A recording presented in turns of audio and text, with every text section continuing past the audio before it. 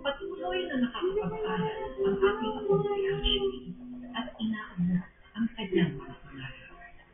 Sinisigaw niya ang labangan ang kanyang karamdaman. At umaakala sa araw ay tuluyan na siyang dalawa. Ito ang lalong nagpapatatag sa amin bilang isang pamilya.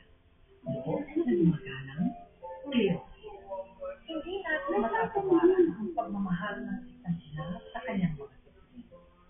Dahil kahit pag-aano kalubha ang sama ng loob na maibigay sa kanya ng anak, hindi pa rin ito magagawang tiisin kapag inailangan siya. Walang kahit anong sakit